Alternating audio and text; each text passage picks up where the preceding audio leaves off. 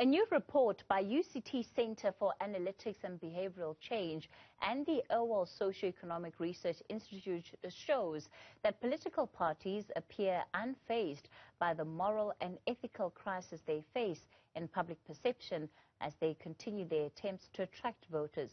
In using social media to lure support, some political parties and leaders have on occasion flouted the IEC's Electoral Code of Conduct to remain topical or to also feature in some of the online conversations. Of course, the worrying thing is that we've seen very little accountability where this is concerned.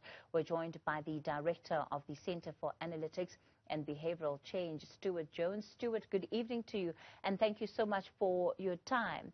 You know, one would imagine that after political parties, of course, even before they sign that code of conduct, they are still liable for at least behaving within the prescribed code. But one would imagine that after they signed especially, they would not be allowed to get away with comments that are in direct breach of the code. What have you been seeing, and perhaps just some of the differences between what political party leaders or even members are saying in public versus part of what they're actually posting online? Great, thank you, and thanks for the opportunity. Before I go into that, I just wanted to say something that I think is really important to say at this juncture, and will probably make an appearance in our report next week, is that given what's recently been said, it's important to say that race is relevant to all elections, including municipal elections, and that experiences of racism by people of color, along with experiences of sexism by women, are always relevant and should always be heard, and that I am extremely conscious of both my race and my gender and what that means in the world in general and South Africa in particular. Having said that, I'll get on to taking a look at our report for this week. Yes, what gets said in public sometimes differs to what gets said on social media.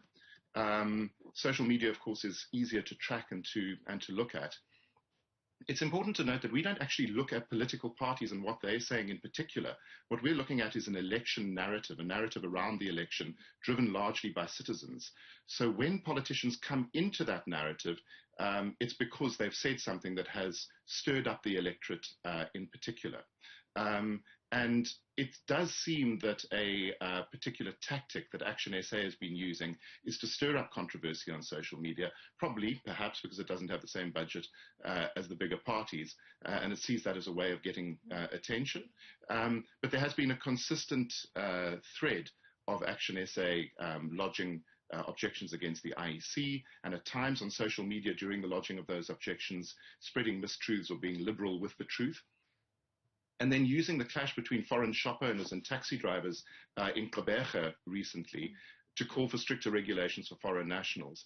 And kind of culminated in Herman Mashaba himself sharing a tweet that used a picture from the movie Captain Phillips, which I haven't seen, but I've seen the still.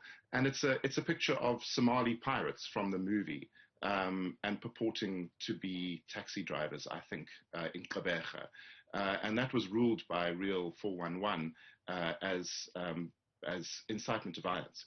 And so that is some of what we've seen. We've also seen a rise in xenophobic content on social media, and that has been associated to some of the smaller parties as well.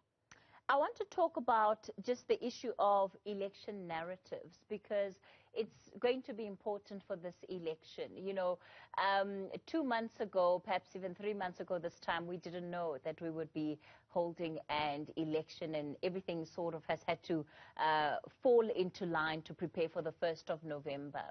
What does that mean for South Africans? Are they talking about the elections? And if they are, what are they talking about? Because there are big concerns about the kind of voter turnout that we're going to see. There's no question that there are an unlimited number of issues that South Africans would want to see addressed in this election. But how is that finding expression in the conversations? Well, the conversation has grown in the political party space. So in the last week, the EFF had about 45,000 mentions. The ANC was well back at 13,000 and the DA